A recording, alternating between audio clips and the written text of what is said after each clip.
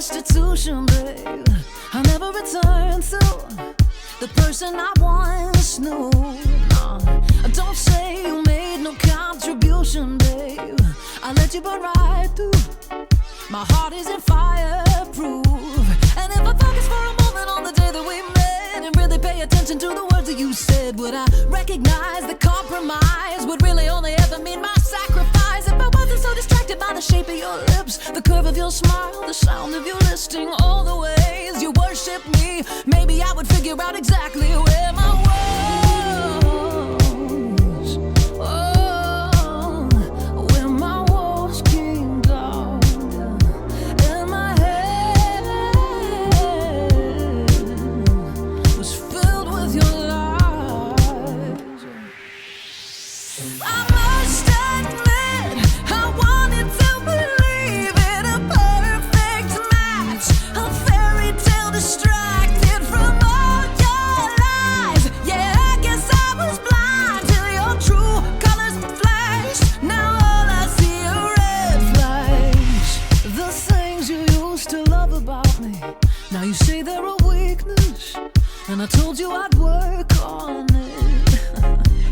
Now I've forgotten who I am. I let you burn me down, but I'm taking back my crown. You use me like I am a prop to paint a pretty picture of the person you're not. You can fool them and kid yourself. Can't wait to hear you blame this on my mental health. It's true, I was crazy for you, but you're not what I thought. You were just pretending. Yeah. Oh, I must admit, I wanted to believe in a perfect match. The fairy tale distracted me from all your lies. Yeah, I was blind till your true colors flashed. Now you got me seeing red. Oh, I admit, I've been holding on to promises that you won't keep unless I'm trying to leave. Oh, there's no happy ending here, and I'm done spending tears for all we had, 'cause now all I see are red flags. Yeah. I'm seeing red. Yeah, yeah, you got me seeing red. Yeah, I'm on to you. Oh, I must admit, I wanted to believe in a perfect match, a fairy tale distracted from all your lies. Yeah, I guess I was blind till your true colors flashed, and now I'm seeing red. Oh, yeah. No, yeah. No, there's no happy ending here. I'm done spending tears for all we had, 'cause now all I see are red flags. All right, let's get this party on the road. Good evening, everyone. That was Joliet 4 with Red Flags. She is a singer-songwriter. Her music is DMCA free. The music was all completely crowdfunded, and I was one of the people who supported her in doing so. So, yeah, awesome. Love that. Love her music. Love playing her songs to start the show. But let's get things started here. And good evening, everyone. Welcome to the TTRBT Theater, and one of these days I will figure out why every single week I need to reset this stupid thing for Zoom. Troll Lord Games, welcome in. We are just getting this party started. Thank you so much for the raid. Asher, good to see you. Oh man, what was the last time you actually got to catch this in person? Good to see everyone. And yeah, I was just along with you, listening into the stream. while I got things ready here. We literally have just gotten started, had a little bit of intro music, and for those of you who may not be familiar, I am Rob, also known as Phantom NJ, and this is the TTRPG Theater, where we do stream a bunch of Castles and Crusades that I run. Oh, you're flying solo. All right, that explains it. South Jersey in the house. Oh, well, all right, you're Jersey, at least you're Jersey. Player Some, thank you so much for the follow. Really appreciate it. I got some friends in South Jersey, so, and yeah, I can't even, I don't even want to talk about football because, it started, started early this season, as it did last season. Manfred Von Beck, thank you so much for the follow. So, and of course, ad break. While we have an ad break, for those of you who may be subscribed, this is the TTRP Theater, and we are sponsored by Trollord Games. And while, since I mentioned that, you all know who they are, since I think pretty much everyone here came in with them, or is already a TLG follower. You missed the giveaway, yes, was last week. Last week's giveaway winner, I can find that. Hold on a second. We do have a giveaway this week, exclamation point ticket to enter. It is a $10 coupon towards any digital product from the Trollord Games store. So last week, something, if I do that, it's going to do weirdness to me. I don't remember specifically who last week. Oh, who won the troll? Oh, yeah, my bad, Lucius. I kind of missed it. So what are we talking about? Let's see, what are we talking about today? Today, I want to talk about the idea of class variants in Castles and Crusades. And we're going to focus on one variant, one of the ones that's actually published, because I like the Castles and Crusades model character classes. Coming as someone who played AD&D first edition to start with, that was my first TTRPG.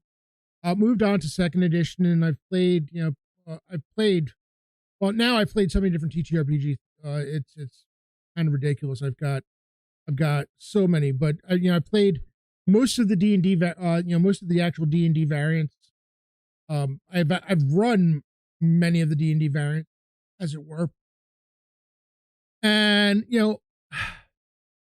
I like the simplified classes. I like the knowing what you're getting at a certain level. It's the, you know what you're looking forward to. I am completely of the mindset that, keeping it a bit, keeping it a little bit lighter, so that people are not looking at their, at their character sheets as far as what they can and cannot do. And the example Jeremy gave, I caught at the end of the stream, where he was talking about the DM who wouldn't let a player do something because it wasn't on their character sheet, which normally I get that on a player side. It really pains me to hear that there was a DM that said it, though. I can honestly say I have actually seen a bit of that.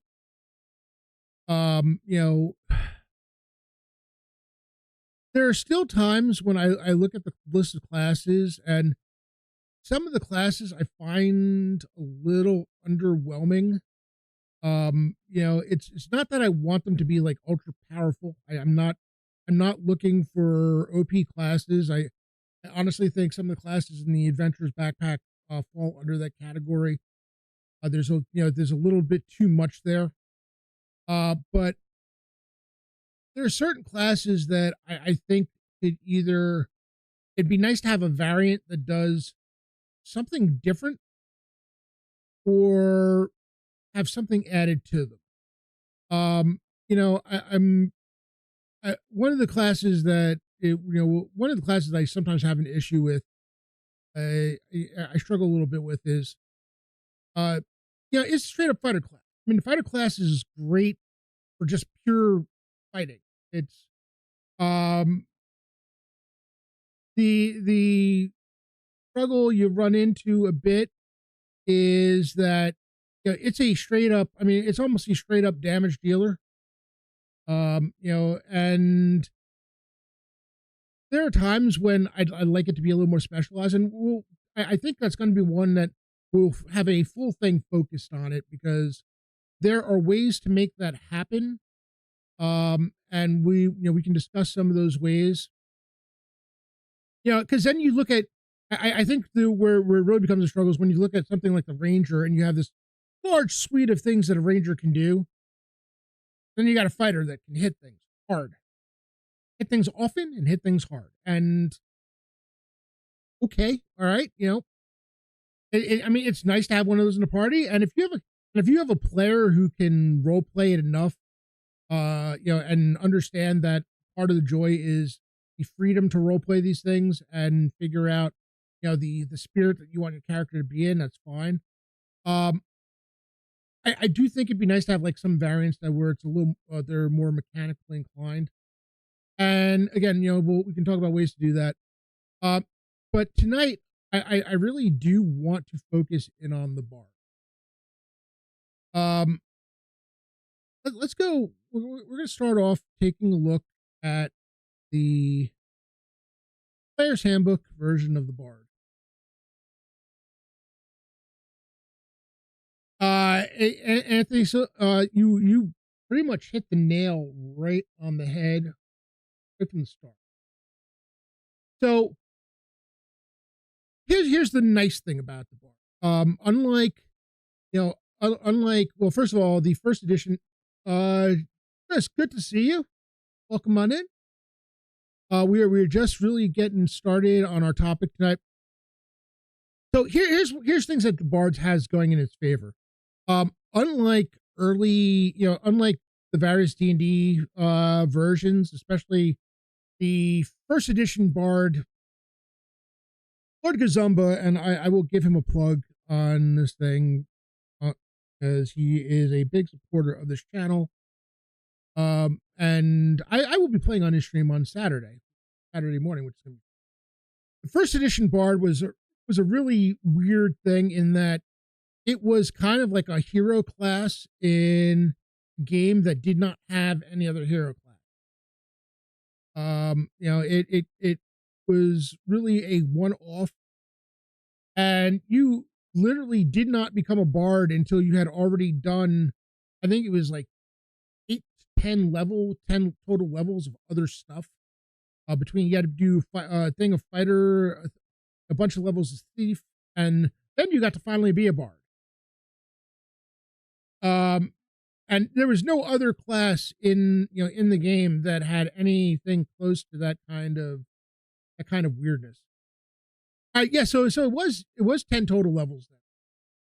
It had to be at least 5 of each, so it was 10 total levels. You had to wait 11 levels to become a bard, and that just, I don't know. I don't know what the thinking was. It's one of those things where it doesn't make any sense to me. It just is so completely off from the rest of the game that it just, I don't know why they did it that way. So, it, we come to CNC, and CNC, where earlier games and a lot of games have Bard as more of a rogue type, and I understand it under a rogue archetype because it does feel, I mean, rogue, some people equate rogue to thief, and they renamed the thief to the rogue in second edition, and then they kind of had like the thief beneath it. I it sort of became synonymous, and I don't kind of really find that the case. The rogue is really somebody, they're kind of an agent of chaos, if anything. They're the ones who do the unexpected. They're the, they're the, let's put it, if you're talking, they're the fun friend, if you will. Um, 2E is weird. Hey. I like my 2E, and I will take my 2E over your 3E prestige classes, sir, any day. I'm saying that completely tongue in cheek. I don't yuck other people's yum. Like what you want. I just I like 2E. And listen, 2E. I know there's a segment of people who don't like 2E because it was not from Gygax and it was all the drama and everything else. And 2E fixed a lot of problems that 1E had by the end. Um, you know, well, that's one of the reasons why you think 2E is weird. I'm just saying, maybe. I played 1E for years and years, and uh, it needed it definitely needed a refresh by the end because the last couple of books for 1E were so lackluster. It just felt like filler, and uh, less I say about Unearthed Arcana, the better. Because, well, I think I've said enough already in past.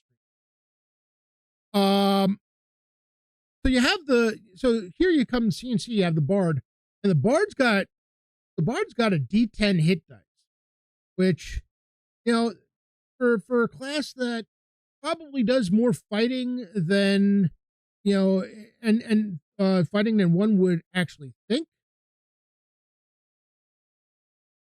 Uh, yeah, and that's Rangers are one of those things that we're definitely going to have a stream on, Anthony. I can promise you because there are things about the CNC Ranger I love, and there's one thing in particular about the CNC Ranger I don't like. Uh, Mostly because it wasn't. I got what they were going for, but the rest of the class doesn't work with it. I'll give you a hint. It's their prime attribute. Um, Looking at the CNC board, I mean, you start off with D10 hit dice, which is great. Um, uh, D10 is really nice. It can use a whole lot of weapons. It can use a lot of fun weapons. Various swords, the rapiers, scimitars. They've got a wide variety of things they can go to. They've got a pretty good list of armor that they can. So, they're not just stuck in leather. Yeah. Oh no, absolutely. With the as far as the hit die, yeah, they definitely got a shot in the arm. And they can use a nice selection of armor, which is cool. Because, well, frankly, it's a good thing that they have it because they need it. Because here's where things get a little weird. At first level, you get Decipher Script, which is cool. I love Decipher Script. Decipher unfamiliar writing. The problem comes with this in that you need the castle keeper needs to give Bard stuff to decipher. So it's great skill to have. If you're not in a kind of campaign or kind of adventure where there's going to be a lot of that to do, it just kind of sits there doing nothing for you. So I mean, I love it as a flavor fitting in. Bard has seen you would think a Bard has done some traveling. They're a person of the people. They've been in different places. So yeah, no, I mean it makes, especially if you're doing like a campaign heavy on intrigue, this is fantastic. Especially if you do languages where you have not only you don't just do common, but you have various regional languages for your different different human kingdoms and countries and such.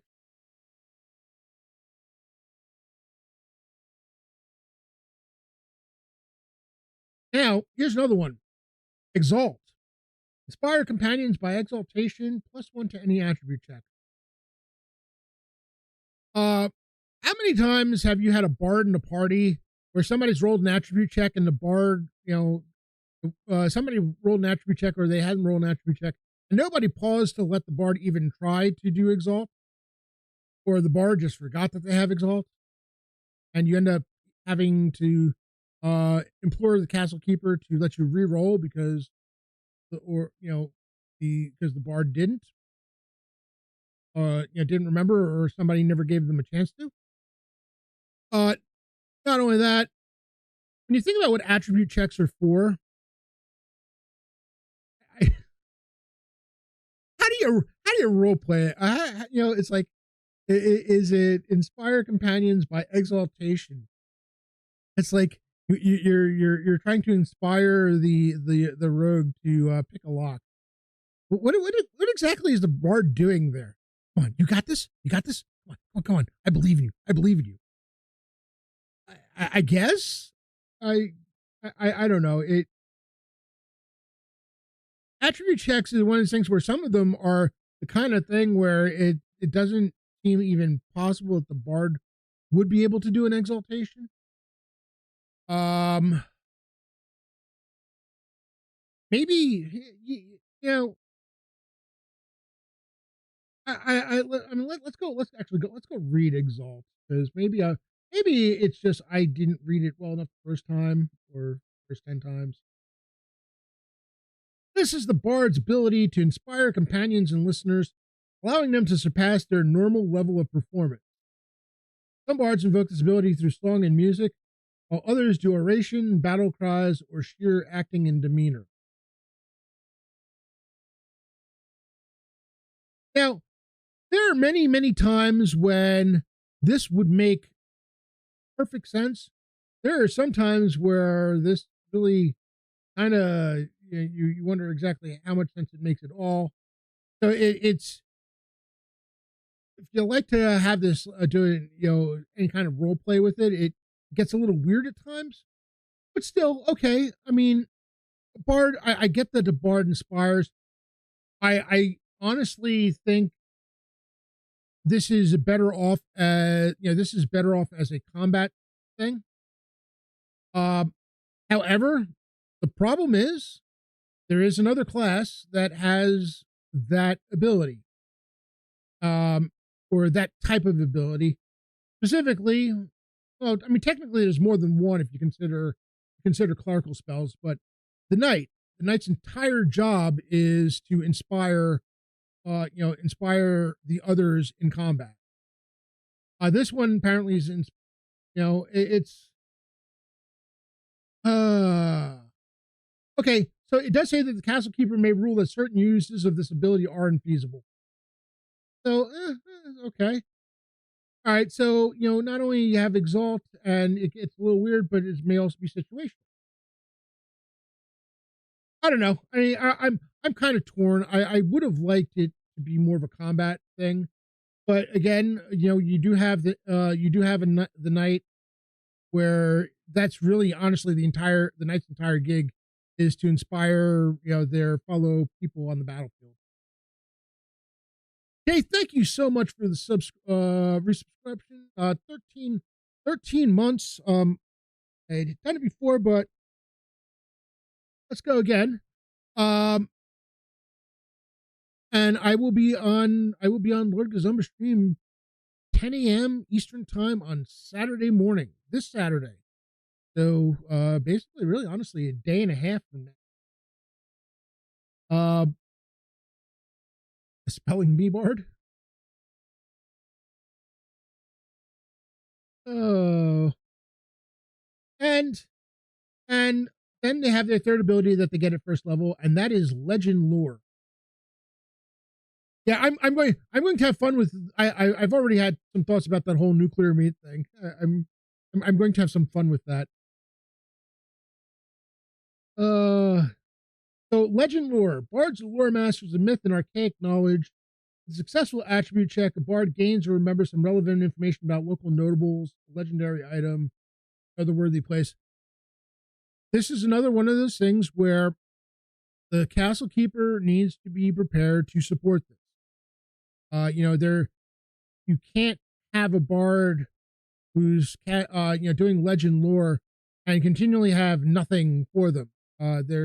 They do a successful check. They should be able to get some type of information. Now there is a reminder that legend lore there are limits to legend lore. It's not going to reveal the powers of a magic item. You know, I honestly have a little bit of a problem with that. Um, all right, let me rephrase that. I have a problem with that being a binary thing.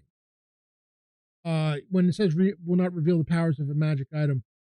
If they know what the magic item is, even if they've never used one, if something, if there's something that tells them what it is, especially if it's like a special artifact or something, right? Yeah, the abilities of the item should be part of that legend. So personally, they're not going to be.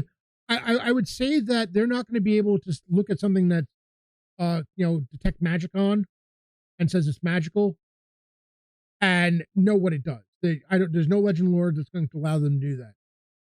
If they know what the item is, I would allow, if they at least know what it is, I would allow them to use legend lore to understand what some of the things it can do is.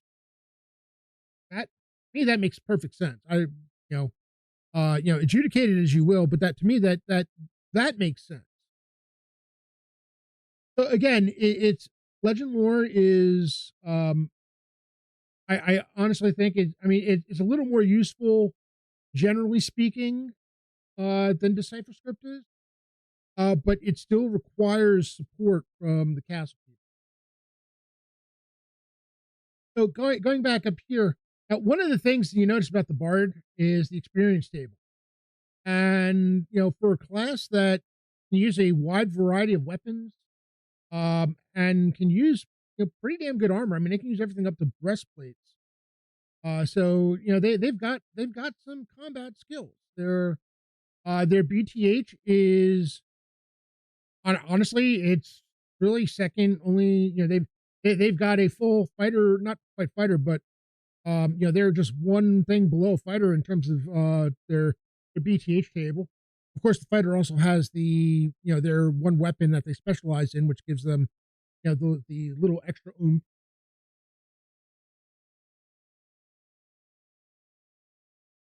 But the bard, weirdly enough, almost becomes a frontline fighter who can do extra stuff. Whether that, I mean, how that works for you thematically is, I mean, listen, there are ways you can go with it and make it fun.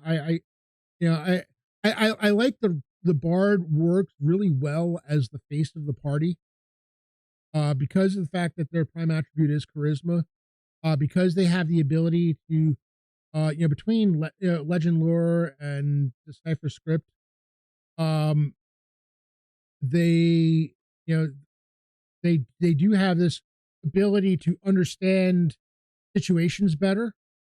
Um, so yeah, they do really well. But now here's the problem: is you go 2 levels with getting nothing but hit points and bonus hit. Get to fourth level and fascinate 2 creatures 3 times a day.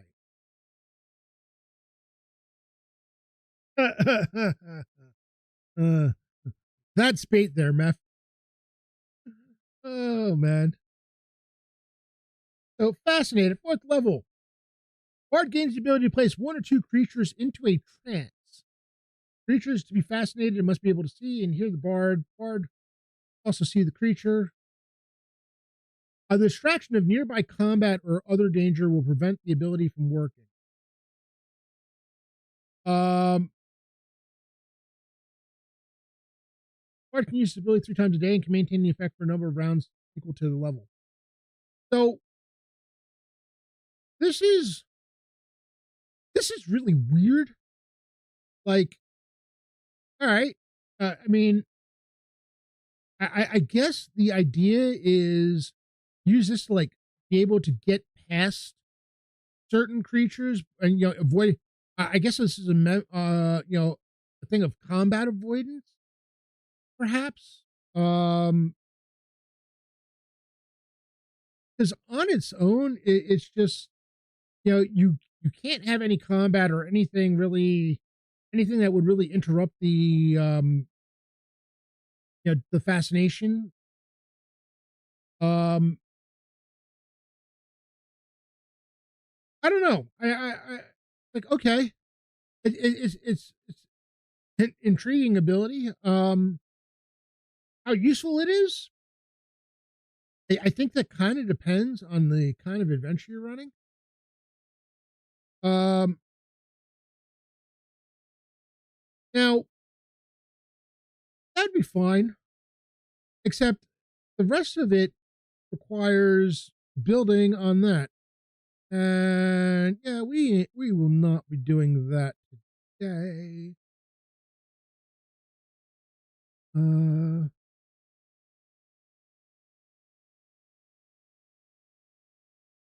hmm,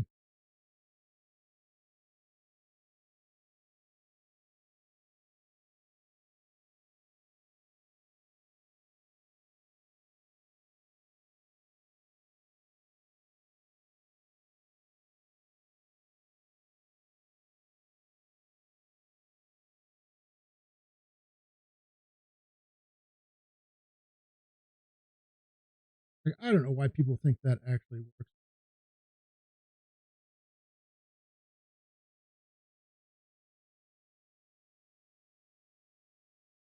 So you get to the next ability, and it's fascinate again. Charm person, so you can charm a fascinated creature. All right, so now instead of it taking one round, you're doing one round to fascinate them, then another to we call it, another one just for the sake of charming them. I that feels awkward. I get it. I know they wanted to build on it. I'm not crazy about I'm not crazy about the way that works. It just seems odd to me. Um,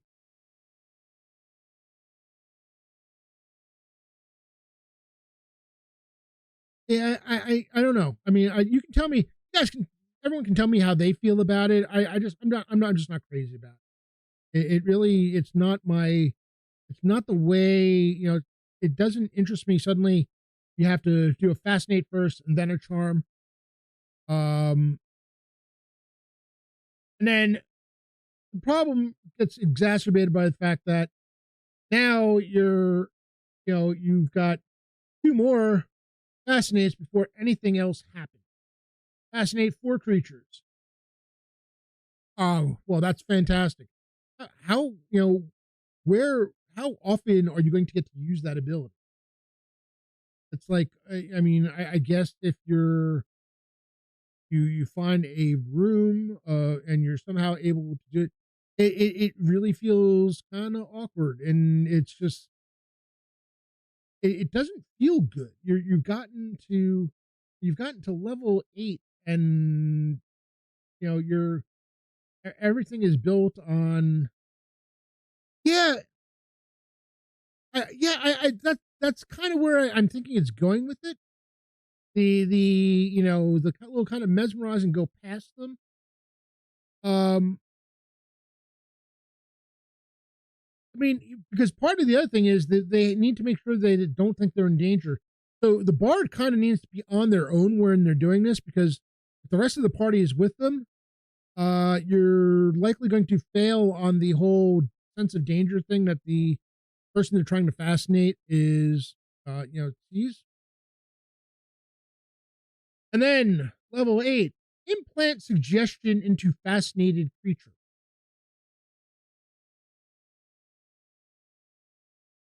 You have at level 5, you can charm a fascinated creature. Level 8, you can implant a suggestion. Does that anyone else think that feels a little bit backwards? I, you know, I don't know. And then suddenly at level 9, exhort greatness. Hey, companion gains +2 to hit and 2 temporary levels. Woohoo! Combat boost for the win. Is the suggestion more powerful? I mean, once you have them charmed, Isn't any suggestion up for grabs?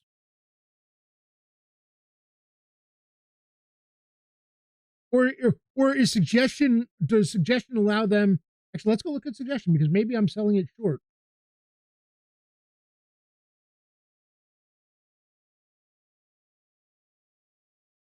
Oh, it's a good thing that you guys looked that part over because for me it's like suggestion. Where is where is suggestion? Or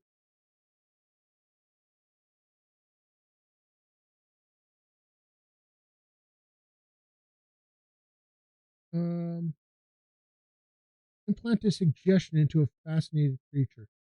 All right, so I need to go obviously look up the spell because it doesn't specify that it is as the spell.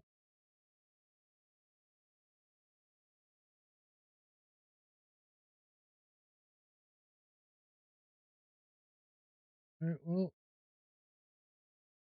that's another thing that kind of needed to be cleared up. That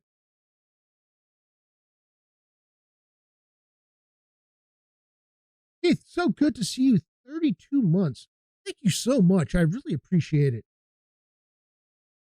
And I love seeing the paint jobs you do on those miniatures. And one of these years, I'm actually going to paint some of my own again. Keep telling myself that I've got Bone 6 coming, and I've yet to finish one Bones 5 mini. I've got a couple of them primed.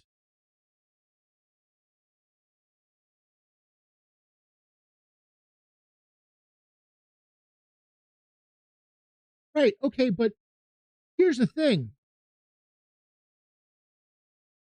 All right. Caster, the suggestion third level wizard or illusionist.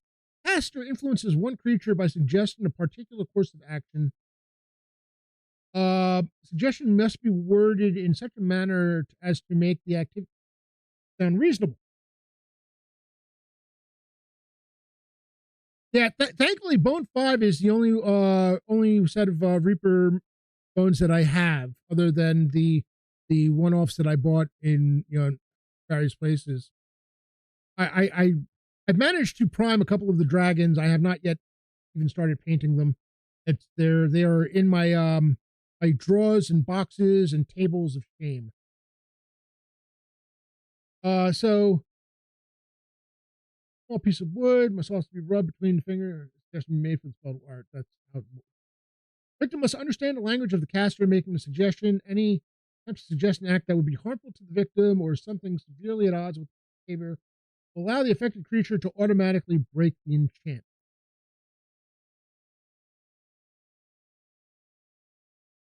Suggest the course of activity continue for the entire duration. Right. Okay. All right. Um, a charm person because I'm still not necessarily seeing where this is stronger than charm. I mean, I get that it's compulsion for one particular one particular thing. Um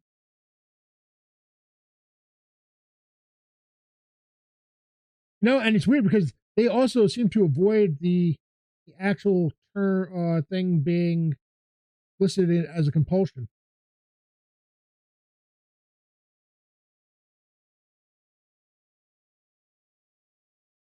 Well, they do get decipher script and legend lore at first level. At but their fascinate grows as far as what they can do over time. It's just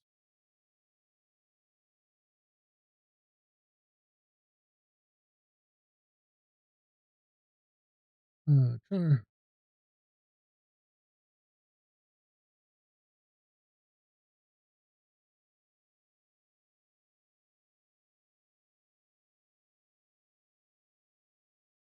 okay.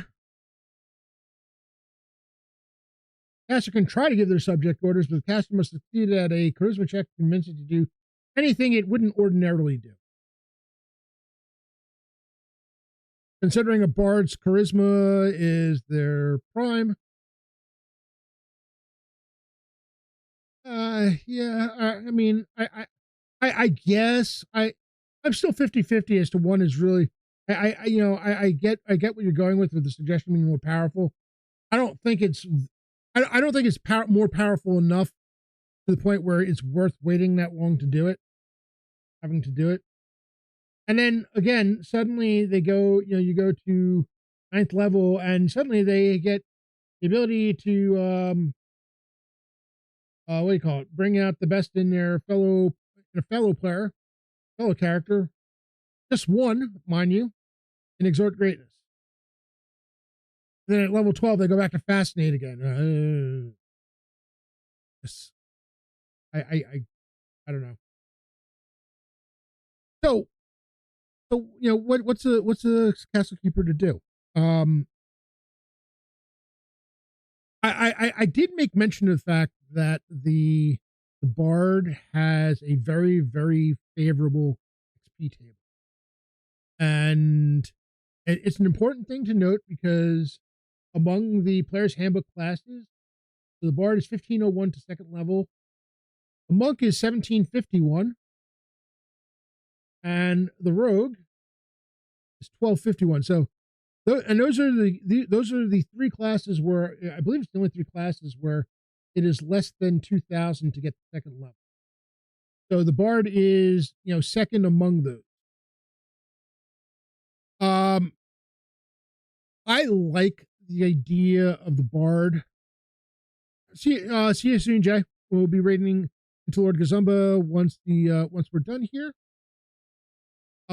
I like the idea of the bard being a bit magical. I like the idea that their songs and their stories are, and while Fascinate kind of speaks to it, yeah, monks are 1750. So, while Fascinate does kind of have a magical feel to it, I do like it more of the idea that there is actual magic to their music, to their skill. So, this bard, listen, as a class, my issues with Fascinate may not be other people's issues with Fascinate. I think I would have liked a little bit more, a little bit more combat support. This class feels more and more heavily intrigue focused. Intrigue / political / little cannery going on. Do you even loot, bro? Hey, Mike, good to see you. Good to see you. I want to draw your attention to the spellcasting. We're going to go to the Adventurer's Backpack. There are issues with things in the Adventurer's Backpack. Don't ever try to actually figure out the encumbrance values of the backpacks themselves, because you're going to find out that they really probably don't make much sense and they're a bit overloaded. I do like them sort of in the idea of things that are useful for a class to have. They do make for a great flavor thing. So here we have the bard as a spellcaster. So following optional rules allow for a bard who is able to cast druidic spells. The variant bard gains spells roughly equivalent to a druid, 1/3 his level, at a modest 25% increase to the experience point progression. That 25%, and this is why I wanted to draw the attention to the to the XP tables before, because one of the strong reasons, and I don't allow class and a half. I'll be honest with you, I haven't looked at class and a half much. I'm not really. It's not something I want at my CNC game. I want things to be a bit more straightforward. I do allow multi-classing, but multi-classing, as Asher will happily tell you, carries a pretty pretty tough XP penalty to it, and it gets rougher as things go on.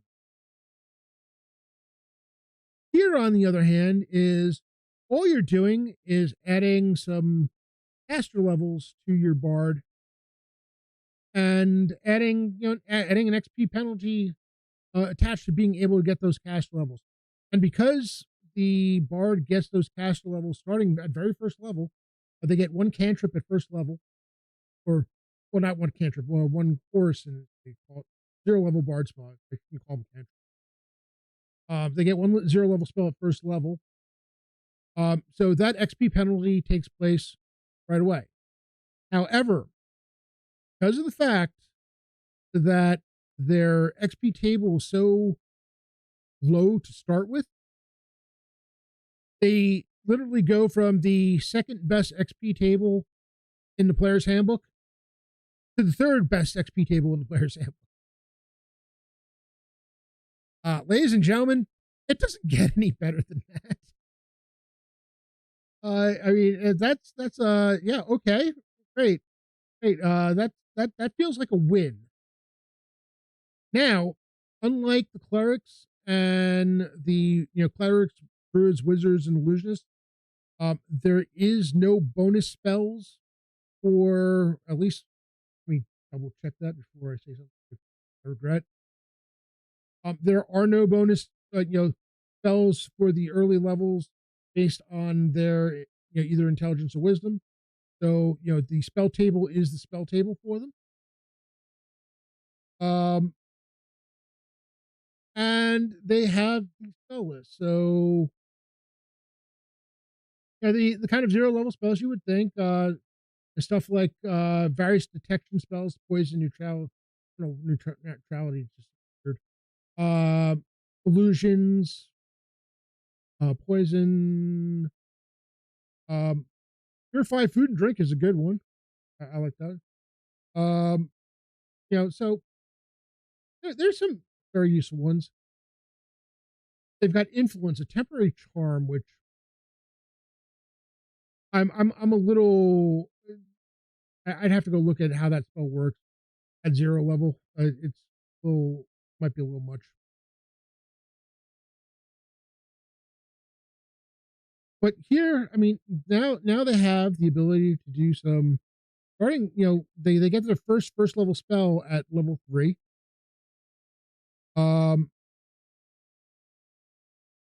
And I don't get another one until level 6. So the spell progression is slow. These 0 level spells, there's some useful ones in there, so it's not bad getting, in terms of that.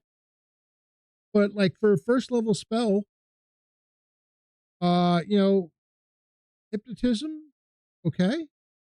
I don't know if I'd go with hypnotism based on the fact that they're going to get fascinated, or it'd be useful until they get fascinated. Read magic can be very useful. Silent image, a little ventriloquism. They do get charm person as a first level spell, so there you go. Which of course, the weird thing about that is the fact that kind of like really makes fascinate even, that's a little problematic because it actually makes fascinate. I guess if you allow them to switch out spells, it really depends on how that you allow their bardic spells to work. How they're getting their spells, because I don't think it even mentions how they learn them. It's something that they probably should talk to a bit, but it's not in.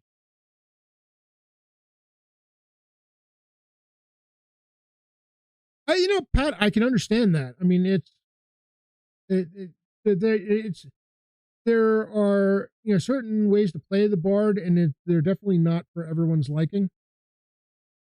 In terms of CNC, being able to play some of these spells are some spells are reasonably useful.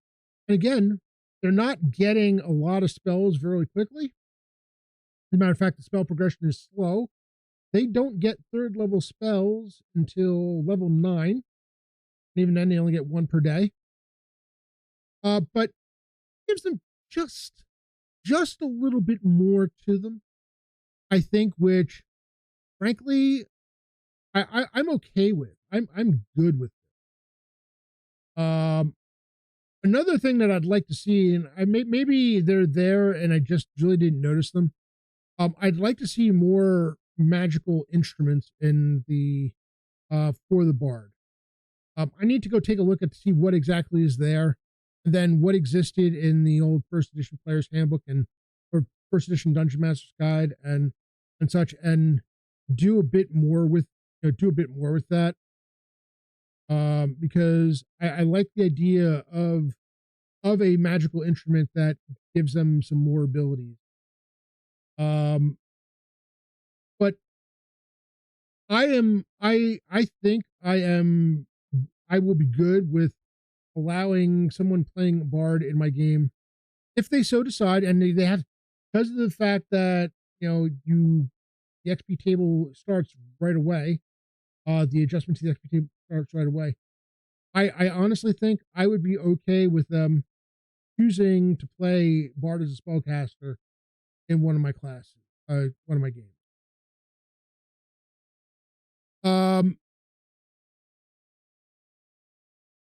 Now, you kind of touched on the scald, which is really on it's a different type of bard.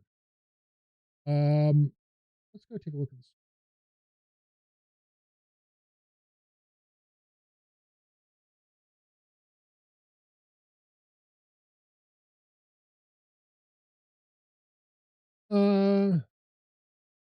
See, you know what the thing is? The weird thing is the way they do it in here. The scald here is not really scald here is not as I understand them, and it may be that maybe I need to go re acquaint myself with what scalds were historically speaking, because I always thought they were more of the they were more of the storyteller type, more of the bards of the uh various wild civilizations. uh Maybe I mean, granted, it also definitely has a very Celtic tone to them. So they would be, oh, they would also be very much fighter types. Um,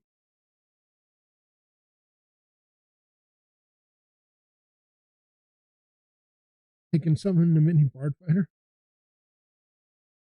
Uh, it's an interesting, it's an interesting. I'm I'm intrigued by the squad.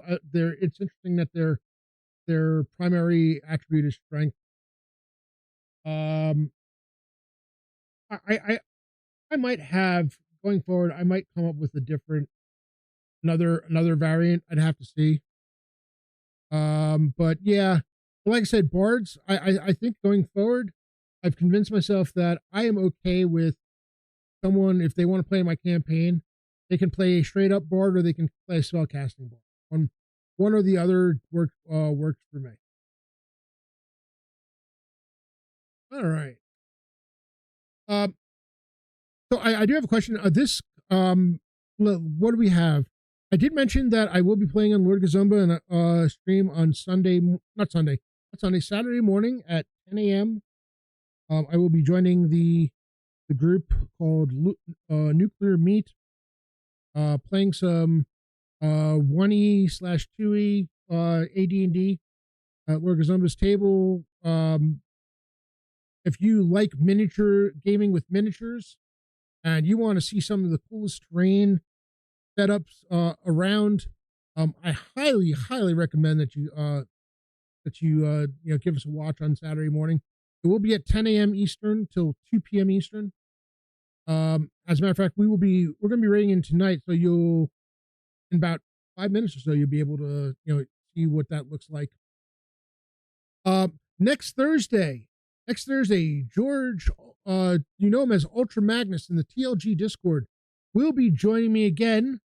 We're going to be continuing a bit of the NPC discussion. This time we are going to, I had mentioned it last week. We are going to have a discussion regarding henchmen and hirelings, what they are, what the difference between the two are, and using them in your campaign. From a CK standpoint, from a player standpoint, what it means to have them, what you can use them for, what are some of the limitations. So I ask that you please join us. It will be again at 6:30 p.m. Eastern next Thursday. Ultra Magnus and I will have that discussion. And we are also growing closer and closer. Virtual Greyhawk Con will be the first weekend in October. Signups, it's a $5 for the badge. Plus, I think it's like a $1.32 service charge. Tabletop event puts on it that we can't do anything about it. It's $6 and change for a badge for Virtual Greyhawk Con. All things told, signups for games are free. Unfortunately, my CNC games are already filled. However, there's a whole host of games being run in the world of Greyhawk in first edition, second edition, fifth edition, so probably some third edition, probably some BX and BCMI, and maybe even some DCC. I don't know. There's a lot of games being run. The Greyhawk Reborn group will be running a whole host of 5e games. If you're interested in playing in the world of Greyhawk and doing some gaming for a weekend, Virtual Greyhawk Con, this will be the 5th one that we've held. Everyone seems to be bigger than the last. It's been so very, very successful at building the community. Hope you'll join us for it. My games will be streamed. I've got one game that is a 6-hour stream on the Saturday. The main group in my campaign will be running. And yeah, these are the things that we've got coming up. So I want to thank everybody for chatting along. Those of you who, thank you for the follows, for the resubs, for the those of you who are lurking. I appreciate you too. It means a lot just even coming in here and leaving it on lurk, or whether you're listening in or whether you're needing to do something else. It's all good. Those of you who are chatting, it's great to see. Nothing better than nothing better than having some engagement, people talking.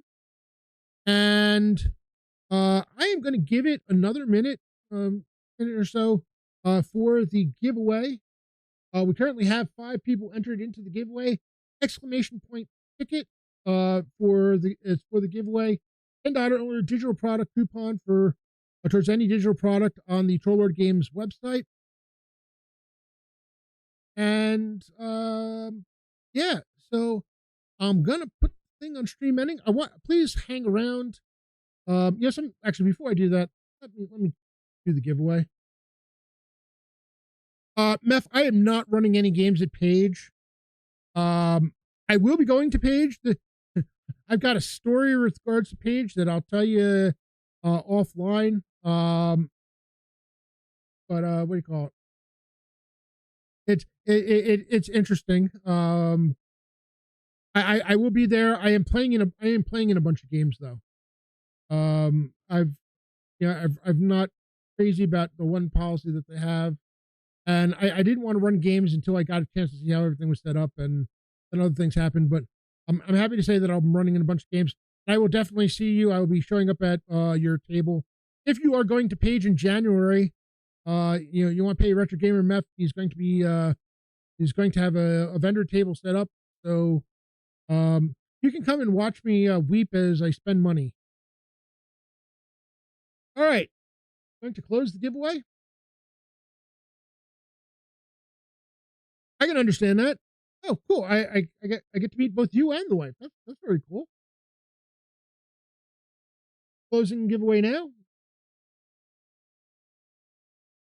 And the winner of the $10 digital product coupon is Asher. Congratulations, sir. I will get that to you in Discord shortly after this. Everybody, please hang around. We are going to be raiding Lord Gazumba. Uh,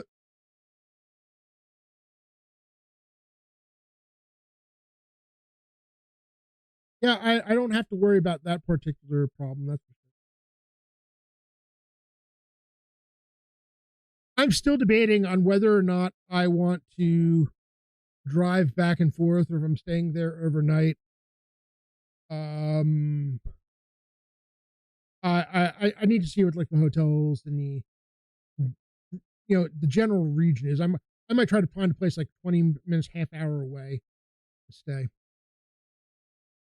But once again, thank you everyone for hanging around, for chatting, and I will see you all. Hopefully, I'll see some of you hopefully on Saturday while we're having a stream on Lord Gazama stream. And 650. Wow, that's rough.